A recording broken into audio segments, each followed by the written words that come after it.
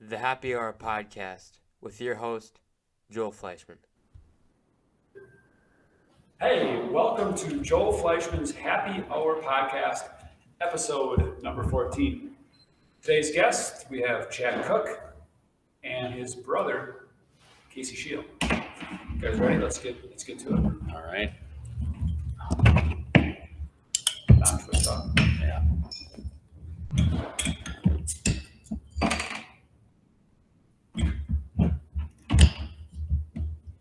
Cheers.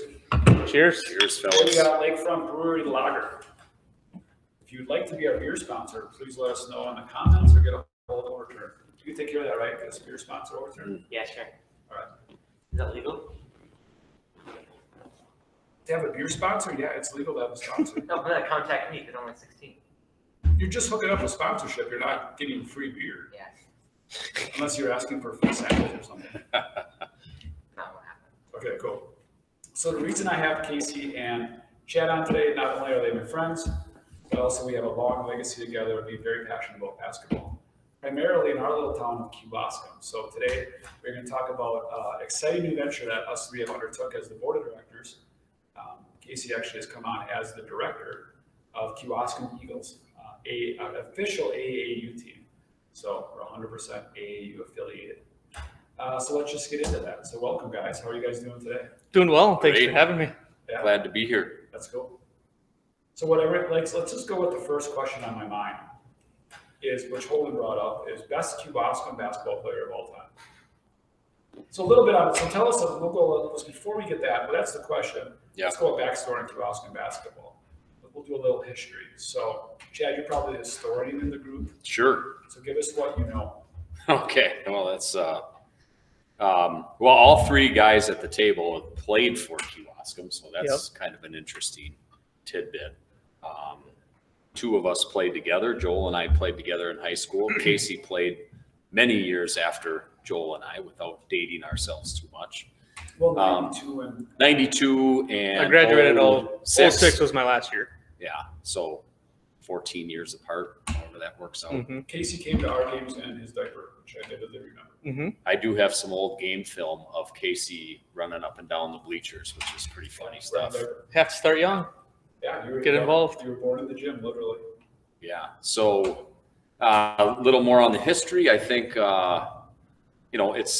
it's come a long ways in some regards, but at the same time, there's I want to say the last conference champions were celebrated a year or two ago at one of our high school games. That was in around 1970. 1976. 76.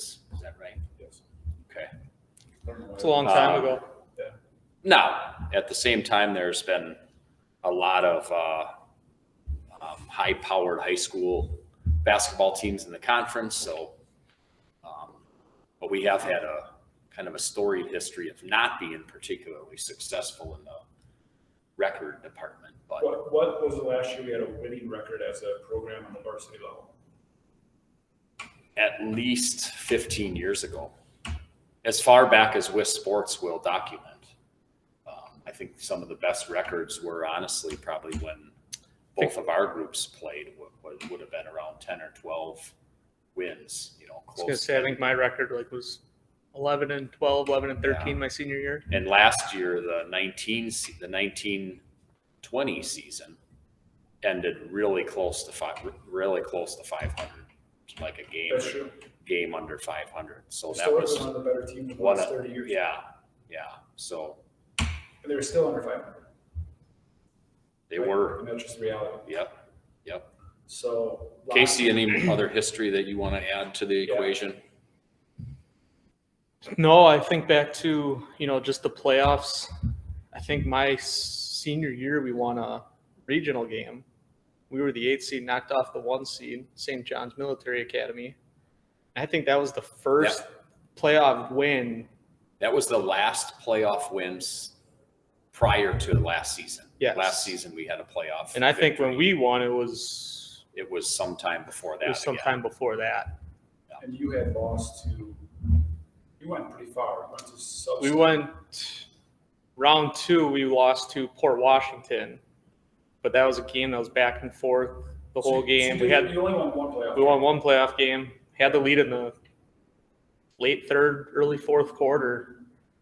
Ended up losing, and they ended up going to state. So it was one of those. It was one of those. And even could have been us. We were playing really well at the end of the year. And I hate to even bring it up because I remember that game so well. It was against St. John's Northwest Military Academy, and the final score. I don't know why I remember. Oh, I remember this. 29-28.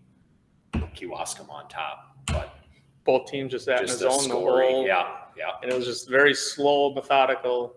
Reminded me a lot of some Berlin Kewaskum matchups, which we had 3 of last season. All very similar games, probably more in the 40s, but yeah. And the funny part was that when we played St. John's Northwest Military, we played them the year prior, and they had Trayvon Hughes, who played for Wisconsin. Yeah. I think we lost by like 40. Yeah, a little bit different team from one year. Completely different team, and then we were still the 8th seed, and I think we won like our last 5 games of this regular season, but seeding was done. We still got the 8th seed out of 8 teams. Had to go there for the 1 seed. We knocked them off. Do you remember our playoff game? This is going to just be stories of what else, trust me. Yeah, I do. We lost another, and we can all bring up all the games that we should have won, but truly a game we should have won, and we lost to Waupun. Well, lost to Waupun in the first round. But the story of the story is Holden. People probably don't think Joel Fleischman has failed a lot. Maybe they don't, or maybe they think I'm arrogant, right? Maybe both things are true. I don't know. I was 3 for 19 that game. So I wasn't even going to talk about that. I remember it. Yeah. So that actually builds my reputation as a historic chucker. That's one of those things you always remember yourself when it's a negative. 3 for 19, literally. We lost, I think, by 6. I Holden. didn't touch a Was that a basketball. reoccurring stat, or was that just like a one time?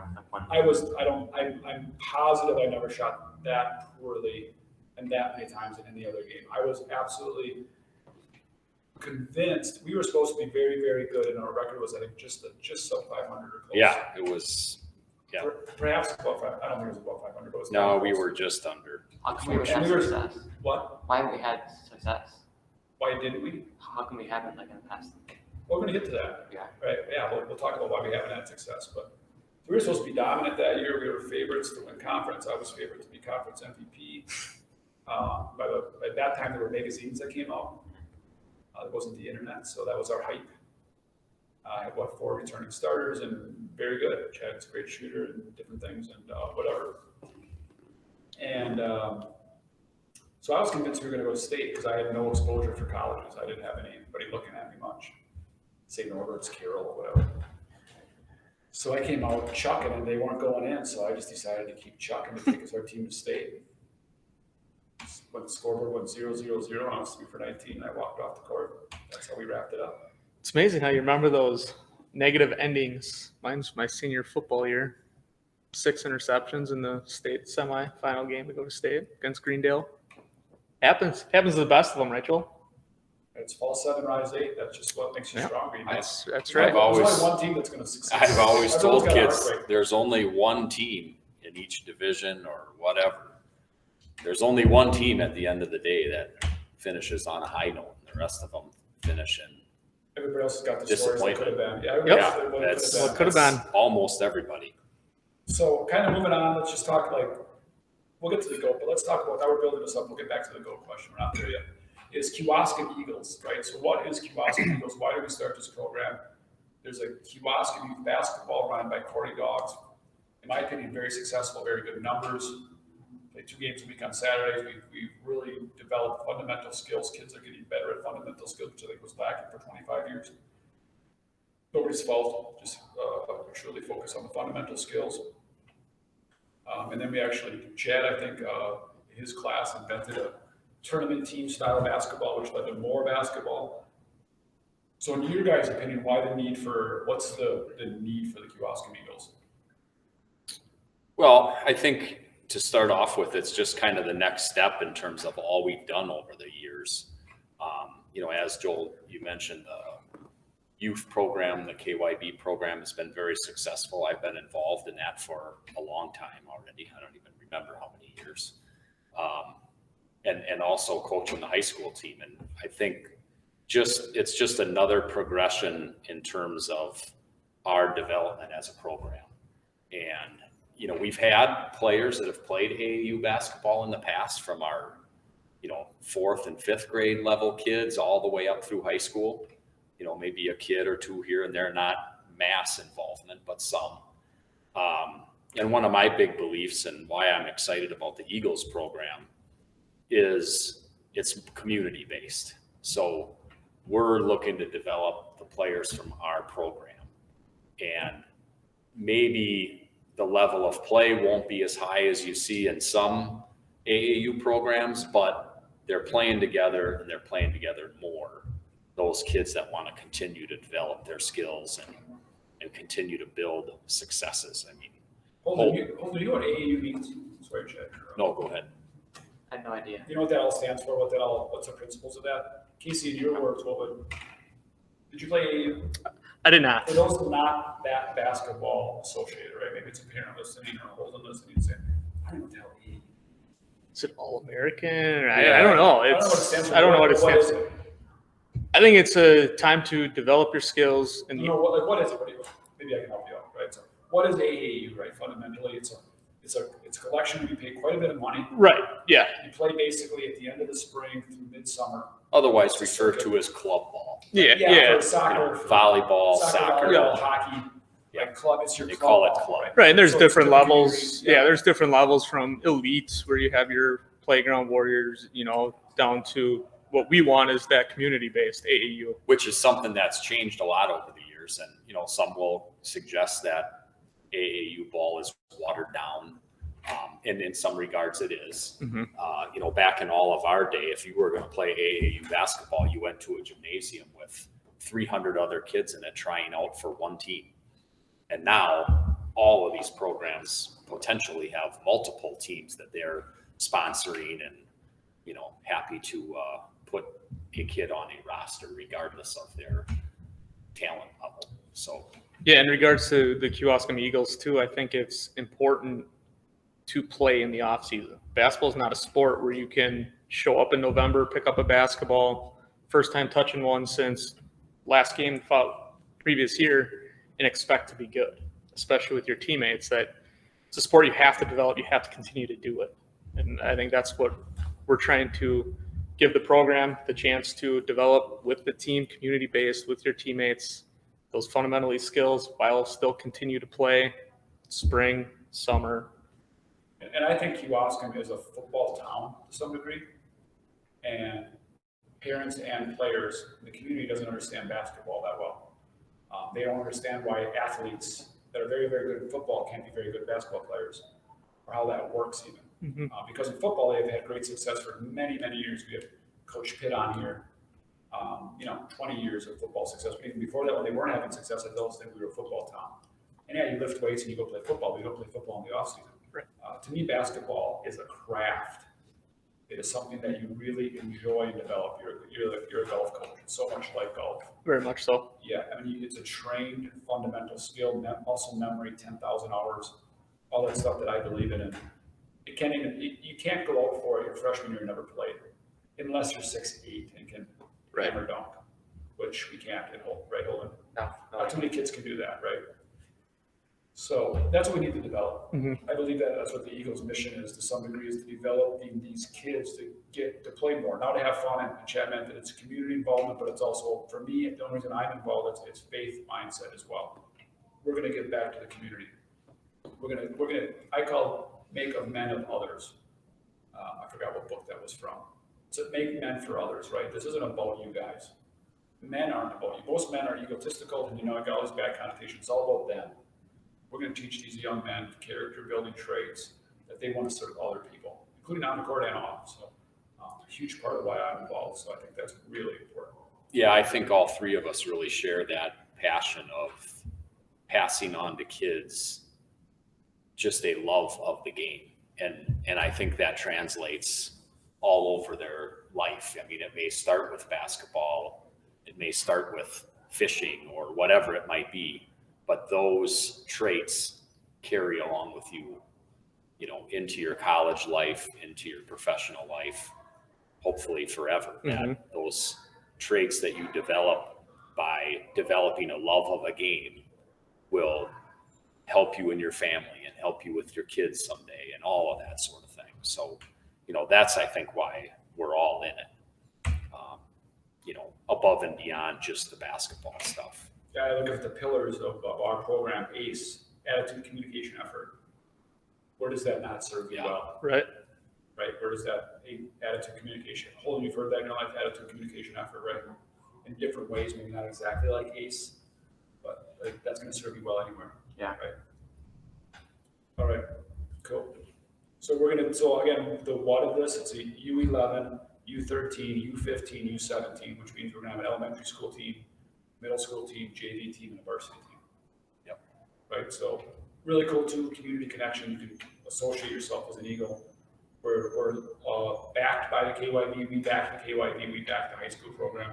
Coach Gruber's the varsity coach, but if Casey's selfish or something, Griffin. if Griff comes through the program, he likes basketball, whatever varsity coach is at that time, Coach Gruber will be 90 if you're watching this.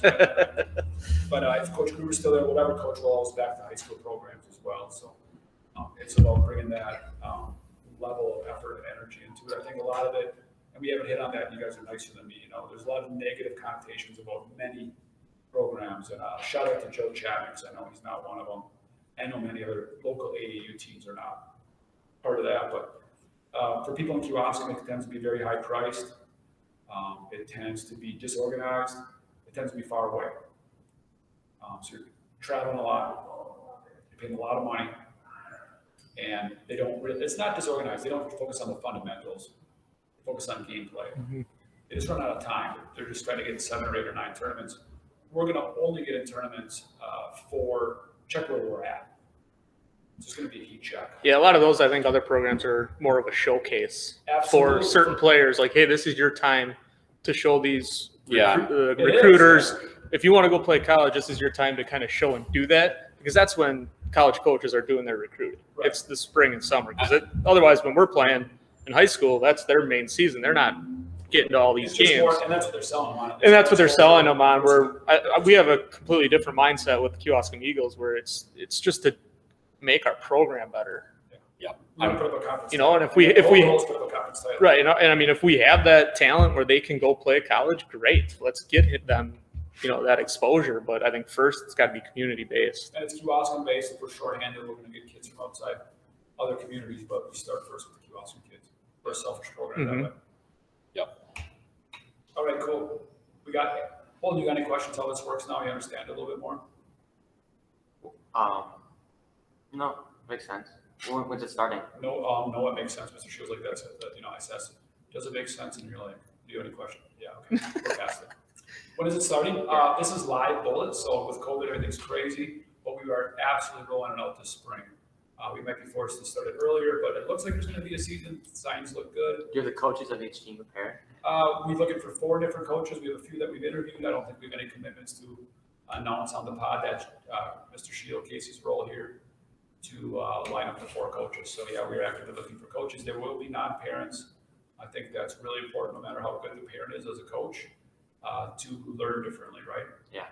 Yeah, it's a different voice, right? No matter how many times your dad says it, when somebody else tells it to you, it sounds different, doesn't it? Even if you have a big, bad dad like you do. Yeah. Right? It sounds different when some other coaches yelling at you about the same thing, doesn't it? That's the thing. I have Holden in golf, but I don't yell in golf. Yeah. Right? No. And you're great. I mean, your record in golf is phenomenal, right? We've had pretty good success. Yeah, what is it? Well, you don't really have a record in golf. I've had 3 seasons. I've had 3 seasons where I've been the varsity coach. We obviously didn't have one this past spring. We have 2 conference titles in those 3 years, and we've been to state all 3 years. That's good. Hey, Coach Pittman, if you're watching that, that's like better than your record of 30 or 29. That's pretty good. Yeah, I'll drink to that. That's good. So I've had a group of kids in golf. I don't want to get too far off topic, but it kind of relates to basketball. They were a group of kids, you could not get them off the golf course. I mean, I don't think it's anything I did with them to have that success. It started with their passion. It started with their passion. They are up at Honeycore. They were up at Honeycore their sophomore, junior, senior year, 27 holes, 36 holes a day in summer. And I would say that to other golf coaches at our conference are like, how are you guys so good? What do you do? I literally, these guys go play golf. We'll have an 18-hole tournament. They'll go back and play 18 more. And they're just like, I can't get that. These kids don't want to be on the course. It just makes a huge difference. And it's that skill, that trained sport, that the more you do it, the better you're going to be. Yeah. And I do think it takes a few leaders to break For sure. that breakthrough.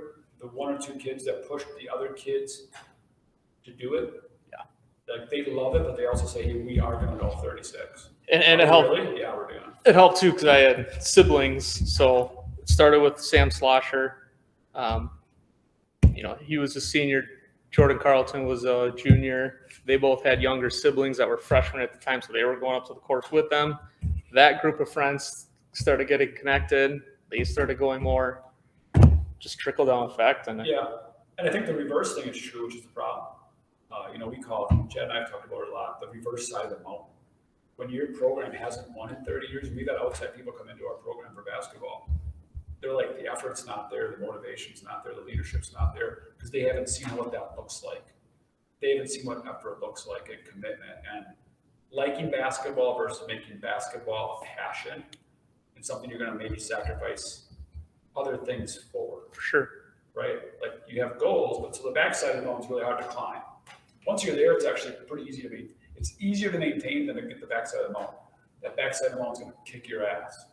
If once you're there, you've now set that precedence. This is the effort that it requires, and the freshman learns from the seniors, the brother learns from the other brother, the sister learns from the sister, the uncle learns from the. But when it's not there, that's just as hard. Mm-hmm. It's culture. It's the culture. It's the buy-in. I mean, when you saw the success football program had, it started my junior year when I was in high school. That was the first year we made that deep run into the playoffs. And that just started a culture where it's like, okay, that's the expectation. Yeah. And ever since then, I think it was 4 straight level 4s. Do you remember how you broke through? I mean, was it somewhat luck? Did you have some unicorn thing? Did you just have a belief? How did you climb the backside of the mountain? I think it was just a conglomeration, but the class ahead of me, the seniors, that was like Garrett Donath, Ross Stockhausen, Jeff Felt. I mean, they put in a ton of time in the workroom, the fitness center, and you saw the success that they started having. And so even though they didn't have massive success, but they were definitely a build. They get some credit for this. For sure. Oh yeah. Right. Oh, and you guys were pretty early on in the gridiron program. And too, we were one of the 5th through 8th grade. I think Shout out to Jonesy. Yep. RP. Maybe one of the first classes think the that went all the first way through class 5th through 8th grade. Yeah, and I actually started with 6th grade.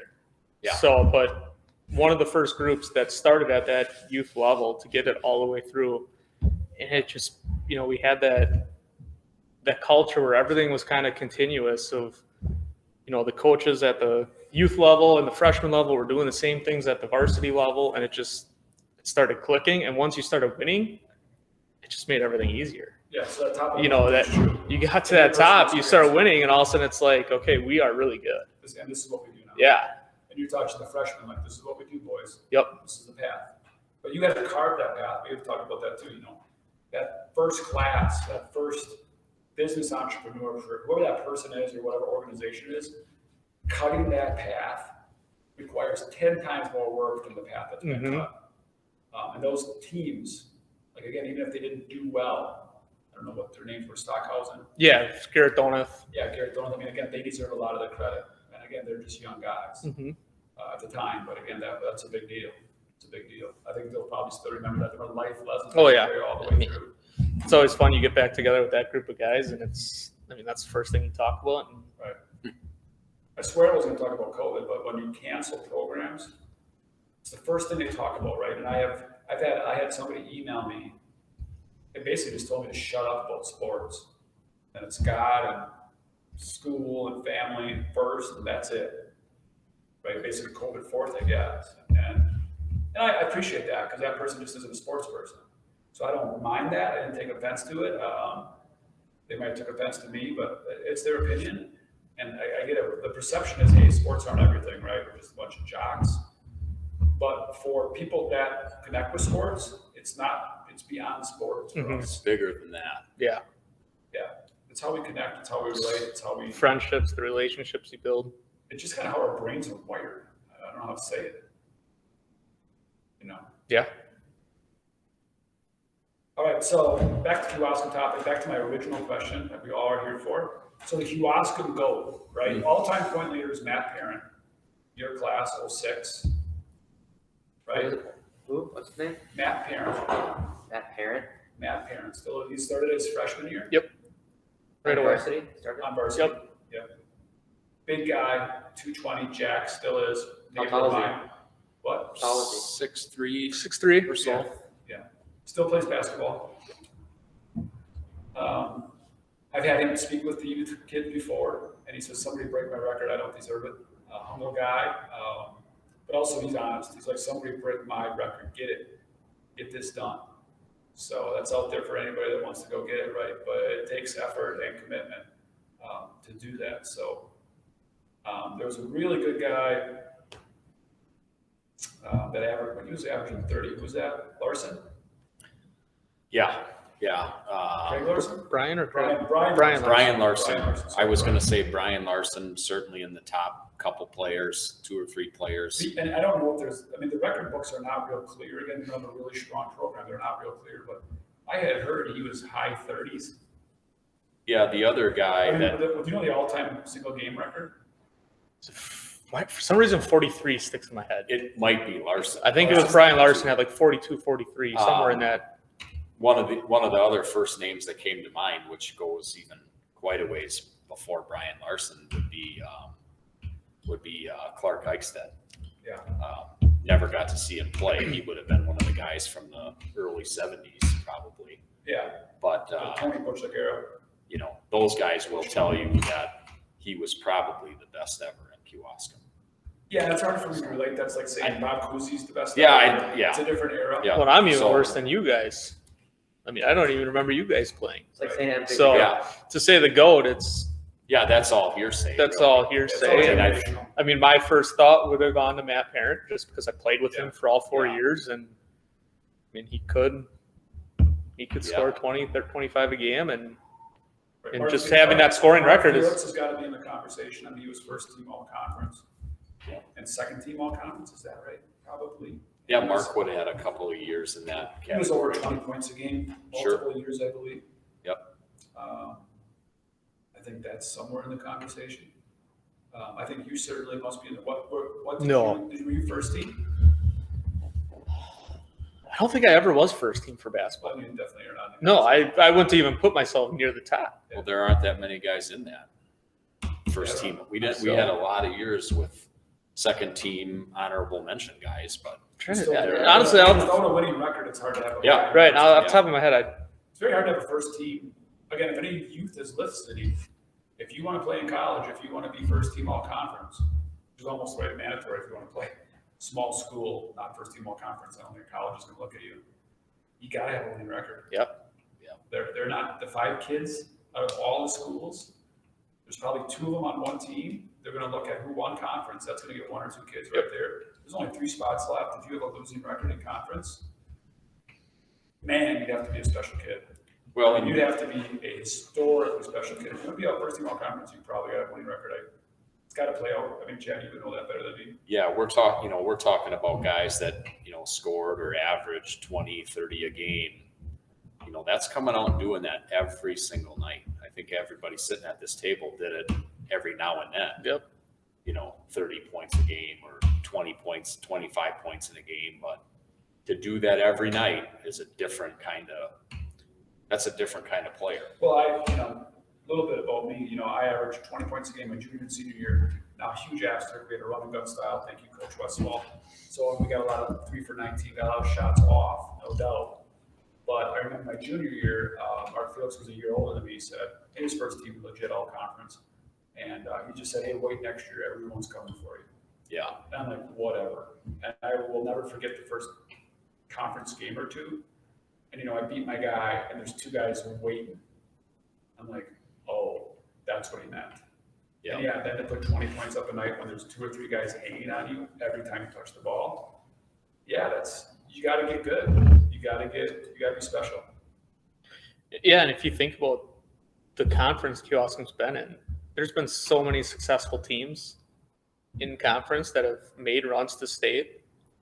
I mean, Yeah, I don't know maybe. about you guys, but like when I was playing, it was Manitowoc Round Collie was in our conference. They went to state every year. I think all 4 years they went to Well, state. really interesting thing about our senior year, I think we played, and correct me if I'm wrong, but if I recall playing 9 basketball games our senior year against teams that went to state in Division 2, 3, and 4, or 1, 2, and whatever it was. Yep. But Plymouth went to state. Yep. Campbellsport went to state. Yep. 2 Rivers. 2 Rivers went to state. I think 4 teams went to state, all of who we played at least 1 or 2 games against. Yeah. Campbellsport, I think we played 3 times that season. Yeah, and I mean, it's just So- continued on. It was Round Collie with me. Plymouth did it once. Yeah. Now you have Ripon and KML and KML. Waupun. Plymouth's I mean, it's always just- a strong program. Yeah, Lots it's of just strong been. I mean, programs. it's a tough basketball conference, and if you want to be first team, that goes back. You have to be one of the top 5 players in the area, probably 4 or 5 counties. for sure. So hundreds of kids. Right, youth program, 1,000 kids. Are you top 5? Are you? You know, so kind of that's a big deal. And again, back to I'm not telling you got to play year round or just commit to basketball. None of us are. I mean, multi-sports is huge, but again, you have to keep picking the ball up and developing your game year round. I've always enjoyed, don't get me wrong, I've always enjoyed watching the special kids play. Who's the kid from Kaukauna? McCabe. Jordan McCabe. Jordan McCabe, Tyler Harrell. I mean, got a couple guys from the last 3, 4, 5 years. I mean, just outstanding to watch a kid like that play and see how truly gifted and talented they really are. But even bigger than that is watching great teams play. And I think that's where our conference has been so strong is, Kettle Moraine Lutheran went to state a couple years ago. Mm-hmm. There wasn't a superstar on No. that team, but they had 7 guys that were Could put really, the ball in the really hoop, good. and they knew how to play the And game. they That's knew the how to biggest play thing. together. And, Plymouth has done some of the same things. Booth that they had last year, now playing at Oshkosh, outstanding player. But he also had 3, 4 guys around him. He played varsity all 4 years, but also had a bunch of really good ball players around him, good coaching around him. I mean, you and I have gone to enough games where we'd go watch McCabe or we'd go watch JP Tokado, and there was always somebody on that team, and a lot of times it was a freshman who they had that role, and they knew their role, and they were so good at it. Yeah. I just think of McCabe had this little freshman, scrawny kid. He just sat in the corner and shot threes because he knew that's what he was to do, and he knew 2 to 3 years that was going to be him, that main player, because they had that culture. It comes Yeah, and I back. think that goes back to the Eagles, right? We're building that U11 through U17, and we're trying to get kids that make buckets. Yeah. And you guys have been to 100,000 times more high school games than I have been, but at all levels. I played this morning. I played Wednesdays at 5 a.m. Chad was there, right? It's the team that makes buckets. And for a 5'8" to 5'11" kid, if you want to see the court on a varsity level, then if you want to have success, to me, it comes down to shooting. And you can do that by yourself. That's the best thing, But you too. have to have the passion for it. Got to have the First passion. of all, you have to have the youth, and the parents have to realize at a young age, we have to get them like a golf swing. We have to give something that is repeatable and an easy shot, and it's exactly the same for every kid. Mhm. This is my shot coach, and they're athletic, so it looks like it goes in. It's the same shot. We have to get them into like robot shooters, and they enjoy taking shots and then building their way up to successful young men that can make shots. Yeah, and you guys know this about me, but I've always had a special spot for the under 6 foot kids. Sometimes they don't believe that they're not big enough, or they're not strong enough, or whatever it is. And, I stress to those guys every day about taking care of the basketball and put the basketball in the hoop. It doesn't matter what size you are. There will be a spot When on the there's floor. 2 minutes in the game left and it's a tie game, you're going to be one of those guys on the court. But that requires dedication, commitment. And if you know any of us even a little bit on the court, that we're offensive junkies, us 3. But that does not mean to minimize defense. But Chad and I talked with Coach Scheel here is, See if you use the term that I always use on that one, where you're headed with this. I use the term baseline. That's the baseline that you have to do that if you want to get. Yeah, I was gonna say prerequisite. There you go. Or a requirement. Like, we probably talk about offense too much, to a fault. But I've always viewed, and I've coached this to my kids, that defense it's not negotiable. It's like, it's an expectation, right? If you're not going to do that, I don't care about all the rest of it. But, you know, when you look at the skill set of a kid, it's still going to come down to, you know, defense is a mentality. It's like 90%. Yep. Am I going to do it, or do I feel like doing it or not? And do I believe it's going to help me win? Yeah. Do I care that much Yeah. about winning that I'm going to bust my ass? Yeah. And I've seen those guys that can't get to that level of defense because they don't care that much about winning. They don't care that much about the team. They haven't bought into, like, if I do this, we can help the team win. And that's one of those things too, defense. I mean, it can be such a team aspect that you can play really good team defense without having one really good defender, if that makes sense. That is, yeah. You know, where It's you life, can right? you can coach that, you can teach that. It's buy-in, and it's 90% it's effort. Yeah. You want to be good, you can be a good defender. And it's So- tons of communication. It's You communication. gotta talk to each other. Guys coming, this guy's going. I see it all the time on the court. It happened to me today. I thought he was going to roll. I thought he was going to catch that guy. I thought he could get to him. He couldn't. He should have yelled for help. I could have got there. He didn't.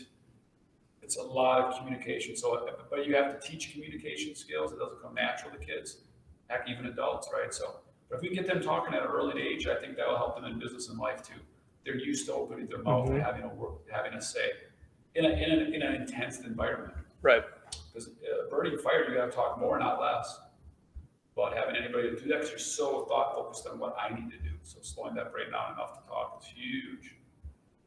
But then again, if you can't put the ball in the hoop, you might not get that. Well, chance and I was to going to score. say that. You got to That's- score. That's why we talk about the things we do and we focus on the things that we do is that's our deficit right now, right? We have to develop kids and young players that have that confidence and ability, and they've done the repetitions that they can handle the ball, they can put it in the basket, they can make open shots, or at least develop a shot that they've got a chance to make a shot, right? Right. Nobody's ever made every shot, And it's but I call it scoring mentality. it's a mindset. It's a It's a mindset. mindset. I just read this. Scoring mentality does not mean I want you, and I think the kids that I coach, I also have a scoring mindset, and then they come down and chunk the next 3 shots. Scoring mindset is actually not that. When I say scoring mindset, is when I have the ball, I'm looking for someone to score or me. So is it making this pass to make that pass to the corner threes open? Like, or am I just passing it to pass?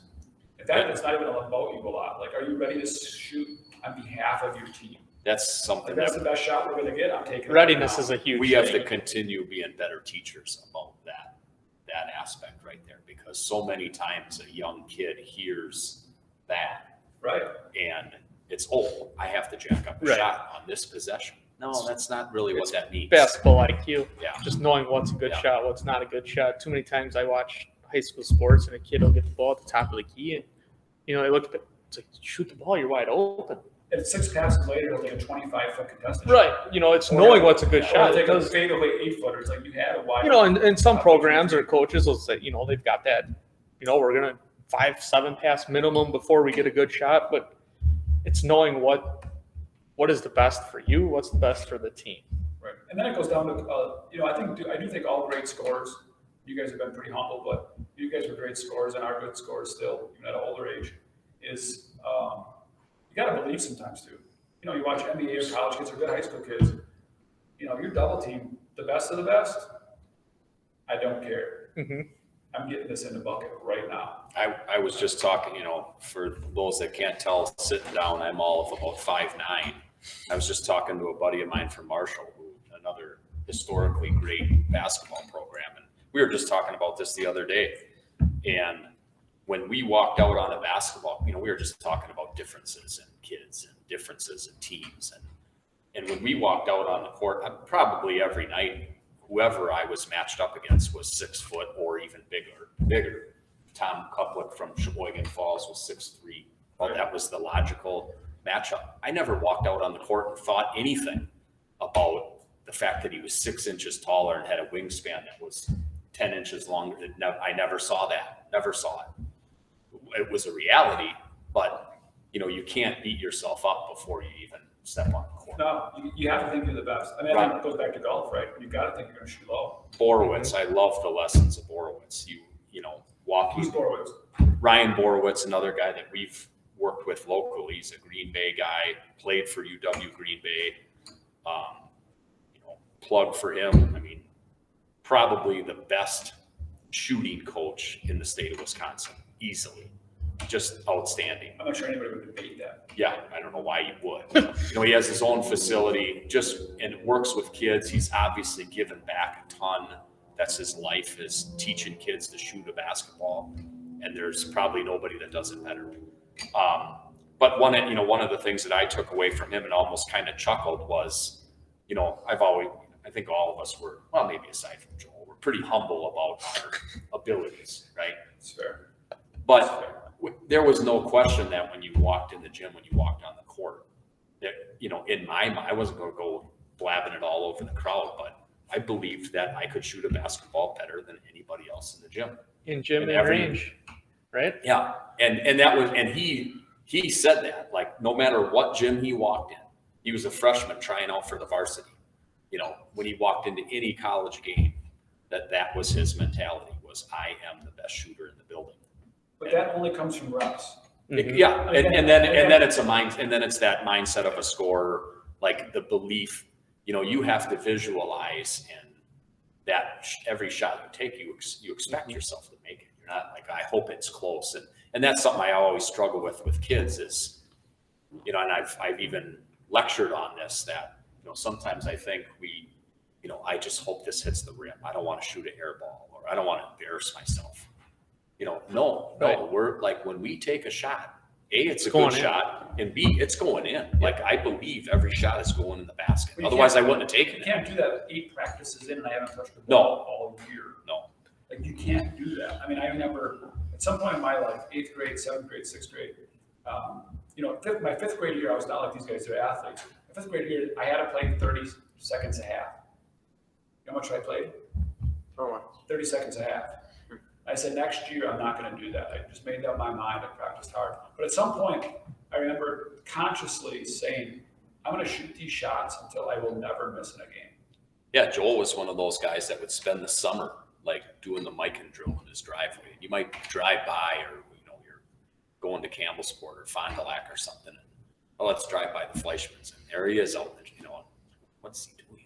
I would take a piece. I would take a piece of chalk, and I would forget how many. I tried to shoot 100 free throws a day for a long time. I'd take a piece of chalk and I would write down 100 free throws, how many I made out of 100, or try to make 100. So I'd actually chart the 100. And a coach told me once at a summer camp that if you shot in the rain, that you can ask my parents this: if you shot in the rain, that nobody else in the world was shooting in the rain. So at that point, if you only shoot shots, and when it's a 70-degree day, every kid's doing that. Because they'd shoot in the rain. So I had a pair of gloves and I cut my fingers off.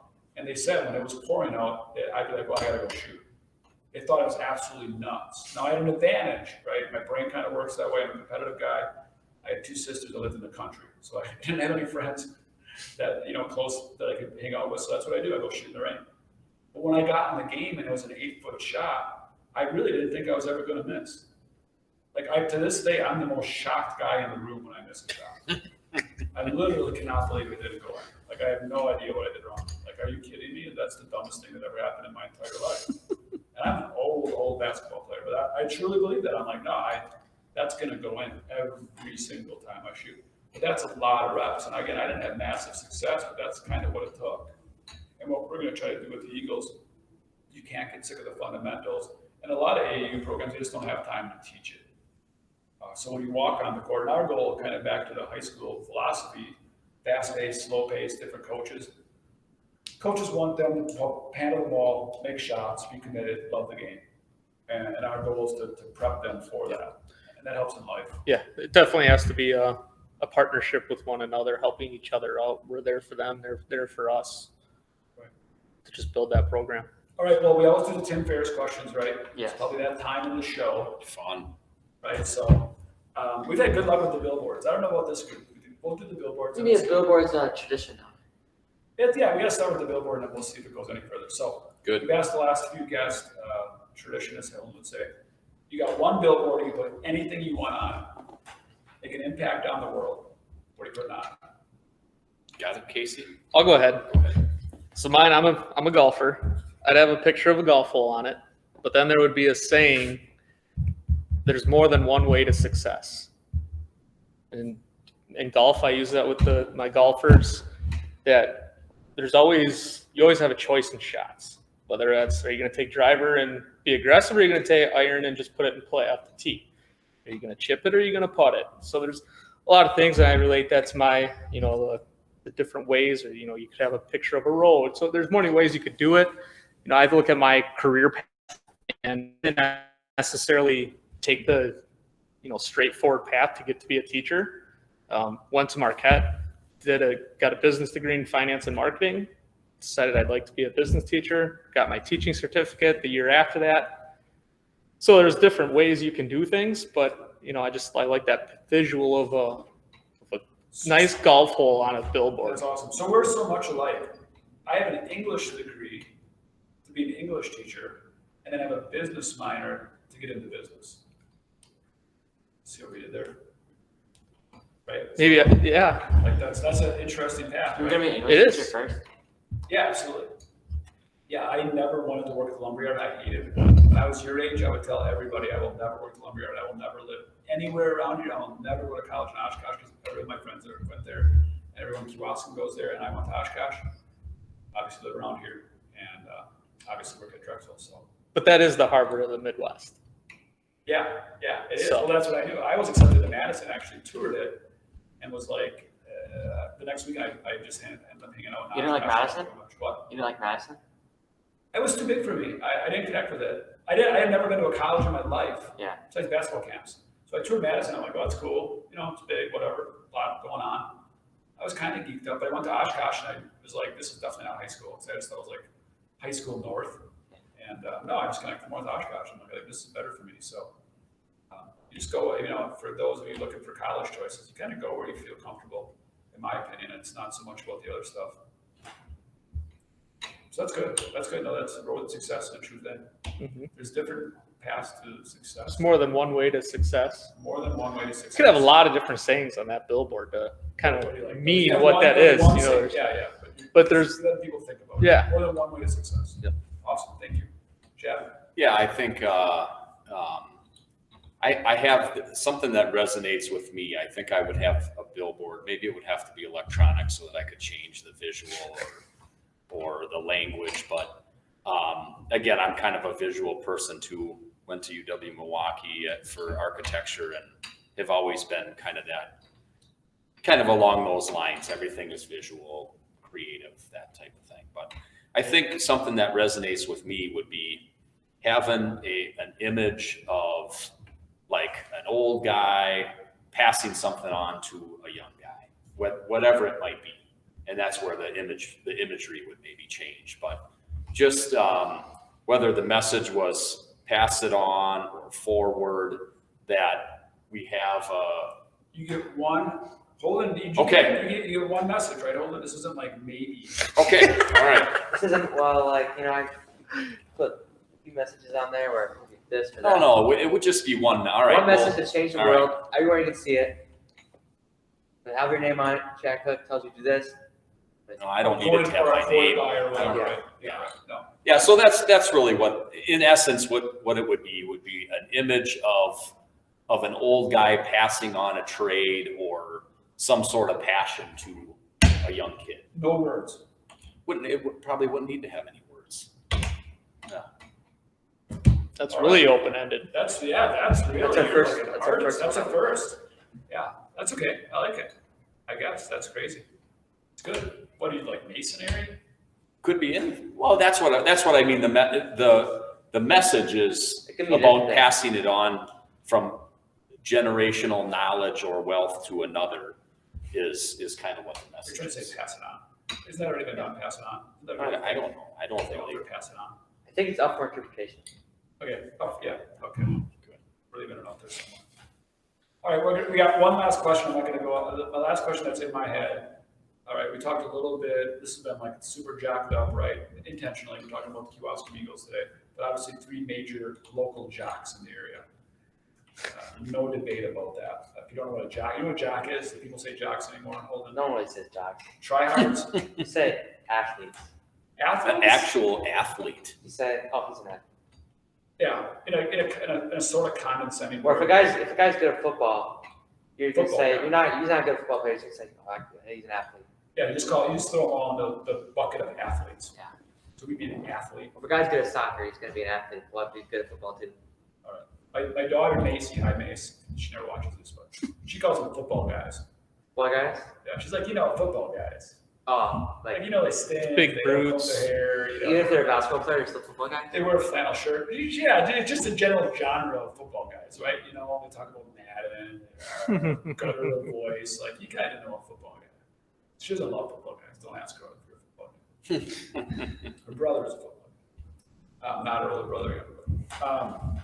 So I guess my question back to that, were the athletes tryhards? You guys don't do tryhards? No one says tryhards. No one says Just tryhards. say athletes. That wasn't Nobody does that. Huh? I thought that was a thing. That must be like from a Billy episode, What? right? You don't even know what that is. No. Awesome. Great. No such thing So as a basically- jock anymore. Yeah, that's really I good guess. term. Three Okay, big so athletes in the area. athletes. Athlete sounds better, but maybe that could be condescending. So I don't know. Why are sports important? Why do they matter? We didn't bring up the COVID subject. During COVID, why do you think sports matter? Why can't you guys give it up? Are you just living the dream from the past? What are you chasing? Are you just trying to secure your manhood? Or to you guys, why are sports this important, right? In case you basically dedicated your entire life to some degree based on sports. Like of all the thoughts in your head today, the percentage of time that the thought is sports is what? Honestly. You're up for a percentage of times, you're up for 16 hours, how many hours are on sports, right? So sports are probably, I'd say, 25%. Right, The so day. 4 hours out of the day. Chad? Yeah, that's probably. I was thinking like 20% right off the bat, Mhm. easily. Right. I'm probably more even, because I relate things back to sports, if I was being honest. Like I'll say a story, but it's kind of sports related-ish. But it's brutal, really, when you think about it, especially when you think that sports don't matter. So why do you guys think sports matters? I think it really boils down to the lifelong benefits and memories and just the how an individual builds their life. A lot of that is initiated by a lot of things, but sports is certainly a big piece of that. I think it's the relationships you build during sports. Every different sport you play, you might build relationships with somebody that is in this sport, but they might not play that next sport with you. But during that year, you're really close with them. I think back to high school days that if you'd have late basketball practice, it was always that group of guys hanging out after school, usually our house from 3 to 4:30 or whatever, and then go to practice together. Yeah, I agree. I mean, real big picture, broad scope of it, you think about it, sports have always been part of the world's culture. Native Americans played lacrosse, right? You had the Romans and the Greeks doing sports, chariot races, right? Now they were having men fight tigers and all that. Who's a good athlete? Who's that guy really long ago? Gladiators? What? No, the guy was like early 1900s. He's Native American. Played Oh, football. football guy. Yeah, played at Wisconsin. I don't know. Joe, short name. Google it. That'll tell you. I know. I No, think I'm not about that guy. another thing to kind of throw into the mix is it's just kind of the creation of competitiveness, and it builds it. It's sports is something that creates that competitive fire. That while it might be basketball or football or whatever your sport is as a kid, that turns into being a competitive person for the rest of your life. Jim Thorpe. Jim Thorpe, thank you. Yes, that's exactly right. Yeah, it is. You always hear sports is everything. Sports are everything. Everything you do in some way, shape, or form relates back to sports. For you, For me, but not for a lot of people. And for you, it does. in my business classes, I teach a leadership class. A lot of the examples I give back, or even different, they relate back to sports, because that's what I know, and that's what I enjoy, I care about. Right. So I mean, I look back, like all of my friends from grade school through college. I didn't even play college sports. I played intramurals and pick up ball, but that was just my relief. They're all from sports. All of them. Absolutely every single one. Yep. And again, back to those questioning why we love sports and COVID and all that stuff is, yeah, without that, we don't know who we'd even be. And there's kids like us. So we're fighting for those kind of kids, right? And that doesn't mean that sports matter more than life or God or whatever. Not at We're all all. sad, not at all. But we fight for the kids like us. Like, we think sports should be 100% open. No restrictions. Right. I feel bad for those kids that are getting that opportunity taken away. I think of some of my senior golfers this past spring, had a very good chance to go to state, and they didn't even get that chance. And even if it's limited, that's not right in my opinion. But especially the ones that are taken away, I don't know what lasting effects would have had on me, and I don't know what lasting effects it's going to have on those kids that relate to sports like we do. It's going to be tough. It's going to be tough to spin that positive. For sure. It's certainly not going to be good for them. And I hope administrators and people that are in power are listening to this. I know they're dealt with millions of difficult choices, but they have to consider that. Yeah, I read a story today about a school in Wisconsin that is shutting down for a couple of weeks, and also sports too, for at least even those 2 weeks. And this happens to be an undefeated football team. I don't care if they're 3-0 or 0-3 or whatever their record is. Just they've tried to follow the rules. They've tried to, put in place all of the protocols, and then to have that pulled away. And it was because of their county, not even the school. It was right? It was a county statistical thing. It didn't appear to be anything like directly related to that specific school. And that's, it's heartbreaking. It really is. And those kids are, they're out there fighting for I don't know where that's going to go, but, I don't know how they're ever going to look back on that moment and find something good that came out. Yeah, I don't know. I don't know what that would be. Mm-hmm. Right. Yeah. So, and I don't know. Again, bad shit happens to everybody, right? You lose your arm, you have an accident. Yep. But they did nothing wrong to deserve it. Not that an accident is something wrong, or cancer or anything like that. We're not diminishing that. But when they went through the protocols and they know they did everything, it was so out of their control based on some things that are warranted or not. That's not going to be great. So, anyways, our mantra for the Eagles, our motto is "Why not us?" Right. So what that means is why not us? I think that's a great way to end this. Why not us means someone's got to win conference, somebody's got to win state, somebody's got to be player of the year, somebody's got to lift hard, someone's got to make the game-winning shot, someone's got to succeed in life, someone's got to be a mayor, somebody's got to be the president holding, somebody's got to go to Naval Academy, somebody gets a scholarship. Like, for us, the Eagles means why not us? Why not help the community? Somebody's got to feed the poor, somebody's got to clean the church, somebody's got to rake the leaves for the old people in the Somebody's got to do it. Somebody's got to do it. So we ask ourselves at the Eagles every time, why not us? That's how we do it, right, guys? Absolutely. So what do we say anything at the end of? Do we have like a 1, 2, 3 Eagles soar? We got anything going? For right now?